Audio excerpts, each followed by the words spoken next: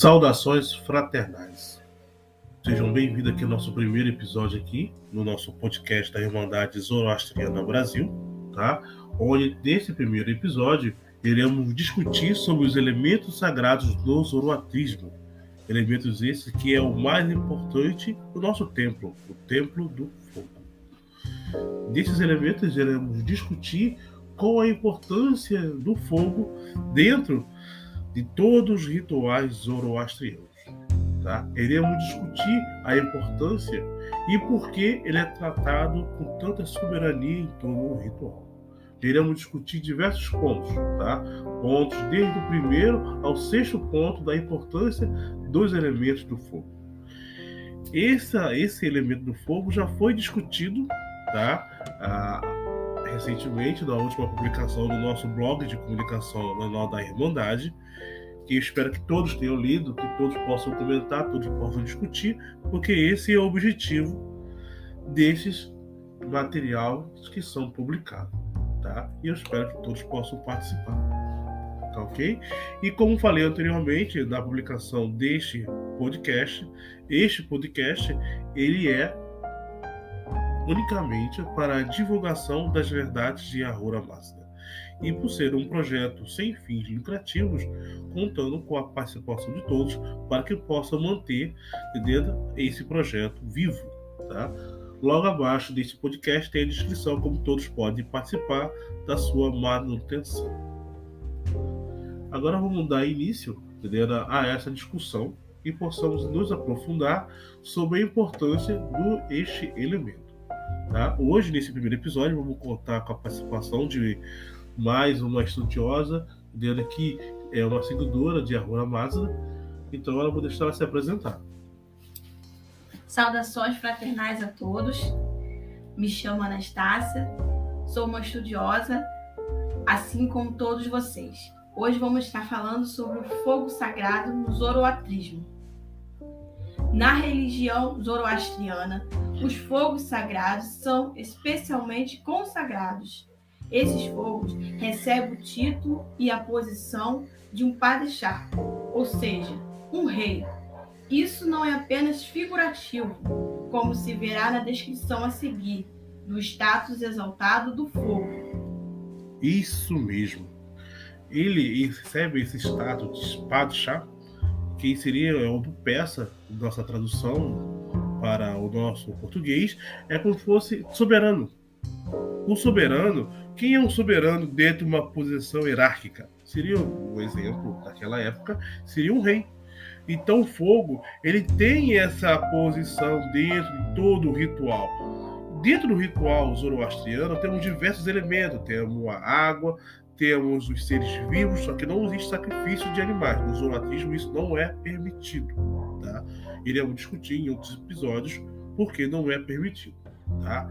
Então temos os outros elementos da natureza, né? E dentro desses elementos de toda a criação zoroastriana, o elemento central que temos é o fogo. Fogo que é uma manifestação de Ahura Mazda. Fogo esse, como manifestação, ele é um padishah, ele é um soberano, ele é um rei. Rei que é entronizado dentro de todo o ritual. O fogo sagrado é levado em procissão para entronização, assim como o rei caminha em procissão para entronização. Os sacerdotes em seus trajes sacerdotais completos seguem o fogo sagrado com espadas, guzes, maçã e lanças nas mãos, da mesma forma que os soldados seguiram seu rei.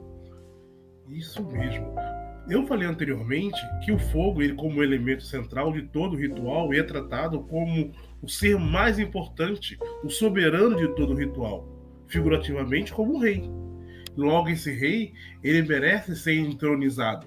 A entronização muitas vezes acontece numa pira de fogo, pira essa que muitas vezes é consagrada à utilização dentro do Templo do Fogo, templo consagrado a Ahura Mazda. E durante toda essa entronização, para ele ser entronizado no seu trono, na sua pira de fogo, como a um rei figurativamente, ele é acompanhado por guerreiros, seus soldados de maior confiança, seus guerreiros mais valorosos. Guerreiros muitas vezes vão com espadas, vão com de arco e flecha e assim por diante. Só que no nosso caso, que não é uma situação figurativa, mas utilizando o conceito como um sacerdote, que seria este rei, o sacerdote que seria este rei para a sua intronização do fogo, este sacerdote também vai todo paramentado como fosse um guerreiro, segurando espada, segurando também todos os demais elementos da natureza, como a maçã, e assim por diante, durante todo o seu corredor matrimonial, até chegar à sua cerimônia de entronização.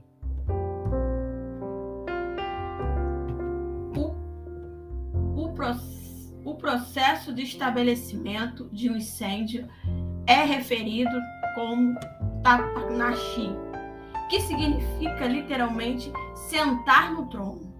O Idoran, que é o pedestal de pedra do fogo, é o trono do fogo sagrado. A cúpula Gundage do Sactorum Quebran significa o céu, que é a jurisdição do fogo sagrado. O dossel metálico pendurado acima do fogo é sua coroa. Correto. Então, sabendo que ele, como o elemento central de todo o ritual zoroastriano, que é a manifestação viva de Ahura Mazda, ele merece ser conduzido como um soberano para a sua entronização. Entronização essa da sua pedra filosofal, que é chamada de Hidoran. Essa pedra filosofal, que é essa pedra que significa simbolicamente esse fogo de entronização desse fogo sagrado. Porque agora esse fogo não mais poderá ser apagado, desligado, não importa qual configuração que você queira utilizar. Mas serve também como observação para os novos que estão chegando agora ao zoroatrismo. No momento em que um fogo é entronizado no templo, ele não mais pode se apagar.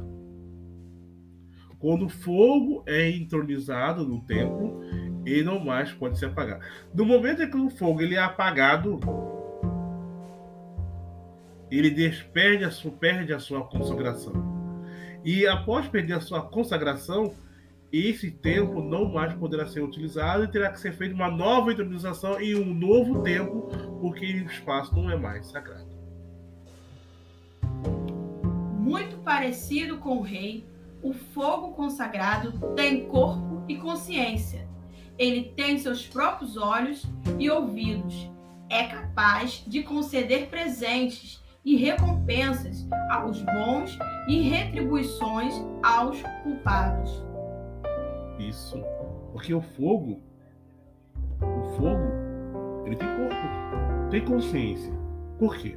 Porque o fogo, de maneira literal, assim como também pode lhe ceifar a vida, também pode lhe salvar a sua vida. O fogo hoje, o homem, levamos para uma realidade dos dias de hoje, nos tempos modernos, entende-se que o homem ocorreu uma evolução dentro da sociedade a partir do momento quando teve uma utilidade prática do fogo. Assim como também o fogo também é utilizado também para ceifar a vida daqueles que não seguem a lei. Então você tem as retribuições para os culpados, assim como a retribuição para as pessoas que seguem a lei. Uma das primeiras tarefas realizadas pelos zoroastrianos depois de vir do Irã para a Índia e se estabelecer em Sajan foi consagrar um Atash Berhan, que mais tarde foi referido como Iranshah, o rei do Irã. O nome Iranshah foi dado para que os parsis pudessem sentir que, embora estivessem longe de sua terra natal, original, o Irã, eles eram cuidados com o rei espiritual do Irã. Então, o primeiro passo após a invasão maometana no Irã, isso é uma curiosidade histórica, o primeiro passo que ocorreu, porque a Índia foi o primeiro país que recebera de braços abertos uma grande população vinda do Irã, foi a Índia. E só que esse recebimento dessa população, entendendo, foi recebida de braços abertos desde que houvesse certos pormenores a serem discutidos. Que iremos discutir esses pormenores em outros episódios, que não temos tempo hábil agora nesse momento, tá? Mas no primeiro instante, quando eles chegaram na Índia e foram conhecidos como Parsi, que seria o oriundo de Persa, tá? Uma evolução do posicionamento persa. O primeiro passo que foi dado, eles entronizarem este fogo num templo. Este foi o primeiro passo. Esse fogo ele foi entronizado em Sarjan, tá? E esse fogo foi chamado de Atash Berhan, tá? E esse Atash Berhan porque foi o rei do Irã, porque é o rei do Irã espiritual que irão protegê-lo em todo o seu período de estadia da Índia. E o protegeu, e ainda protege ainda até hoje, porque hoje, apesar de termos uma liberdade parcial no Irã para as verdades de Ahura Mazda no momento, porque o Irã é um país maometano, é um segmento do Islã, tá? Apesar dessa liberdade parcial, mas hoje a Índia é o segundo país com a maior população zoroastriana fora do Irã, tá? E quando eles fizeram isso, entronizando o fogo sagrado, e esse fogo sagrado que estabeleceu o seu rei espiritual para que pudesse ter a proteção em terras estrangeiras, e isso acontece desde hoje. E o primeiro momento, quando você faz essa intronização do fogo, é você estabelecer a posição espiritual do rei do Irã, para que possa te proteger em terras estrangeiras e poder continuar na sua caminhada espiritual.